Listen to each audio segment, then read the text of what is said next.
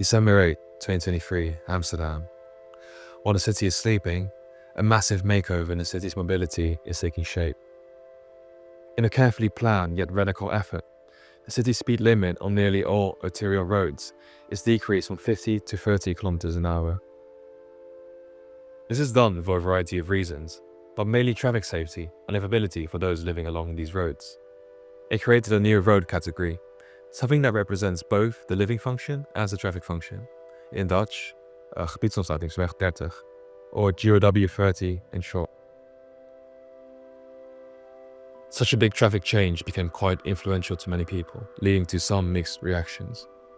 Dus 30 kilometer is gewoon goed, vind ik zelf. Deze straat is heel breed, het is een doorgaande weg. Hij nodigt uit om harder te rijden dan 30. 30 kilometer, belachelijk.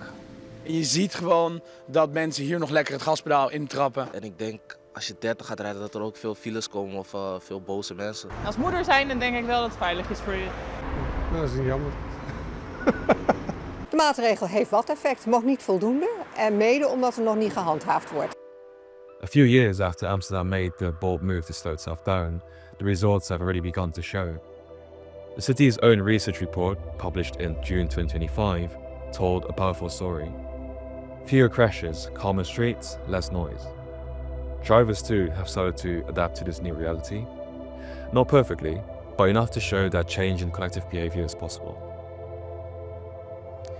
Coming from a reality where 50 years ago the city was still planning motorways through its Stoke centre, Amsterdam stands at the forefront of a city showcasing that it can adapt to the evolving role of fast mobility, especially cars, in urban environments.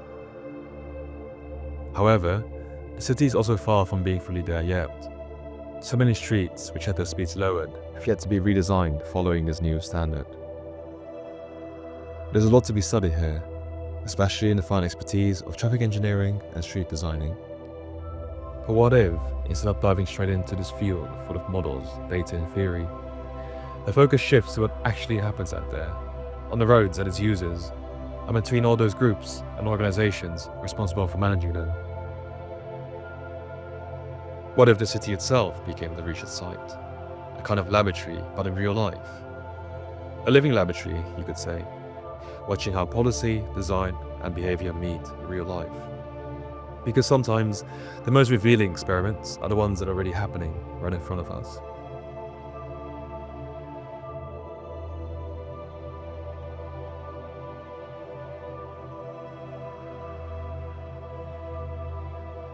When we talk about speed limits, it's easy to think it's all about rules and signs, but decades of research show something different.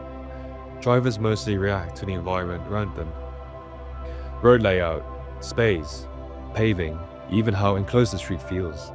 These cues signal to its users what speed feels natural. If a road looks like a fast road, people drive fast, even if the sign says 30. One approach to improving compliance is the idea of self-explaining roads.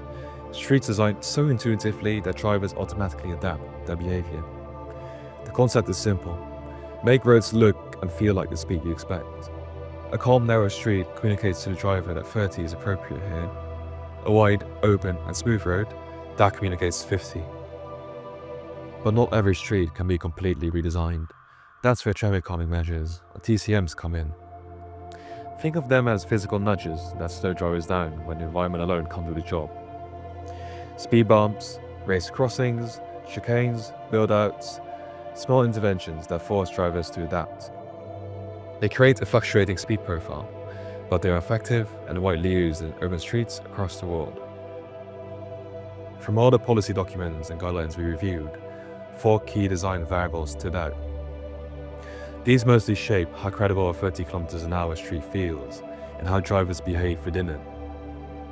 The presence and type of bicycle facility, painted lanes or fully separated paths, strongly influence how fast the street feels. More visible cycling equals more awareness, equals more cautious driving. Road width, one of the strongest predictors of speed. Wide lanes invite higher speeds. Narrow lanes, or visual narrowing on the other hand, make 30 kilometers an hour feel much more natural. Different paving materials signal different types of streets. Brick or textured surfaces communicate residential, slower environments, whereas smooth asphalt is often perceived as faster. Finally, traffic calming measures reinforce the speed environment, especially on roads where space or function makes a fully self-explaining road layout impossible.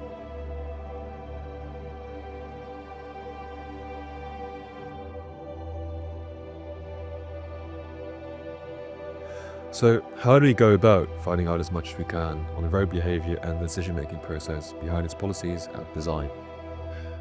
Obviously, there are a lot of existing localized policies, toolboxes, and guideline documents on road design specified to GOW. But also, you talk to those working on this daily, a lot of people, all with different backgrounds, professions, and perspectives. But how do you get them to represent the true environment they work in daily? They don't just operate individually and isolated, but collectively and interconnected. What is the value of insights and findings gathered from any one stakeholder, if you can also let them co-create these insights and findings together?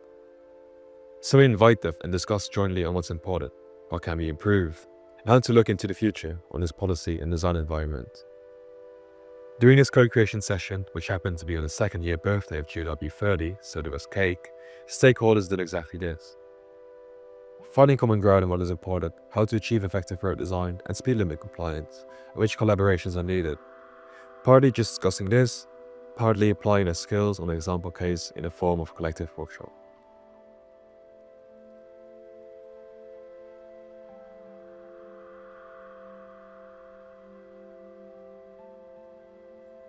In comes our product, a decision-making support tool we call it.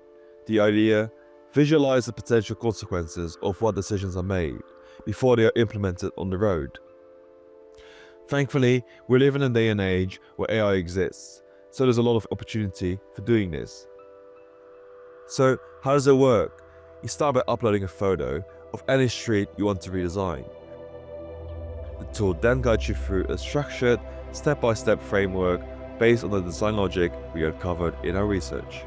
It asks you to make choices about characteristics like road width, land use, pedestrian crossings, road users, public transport routes, freight traffic, traffic intensity, bicycle traffic, parking demand, pedestrian traffic, and speed limit compliance.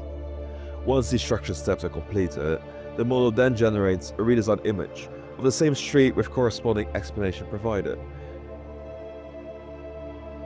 showcasing what a credible GOW 30 street could look like.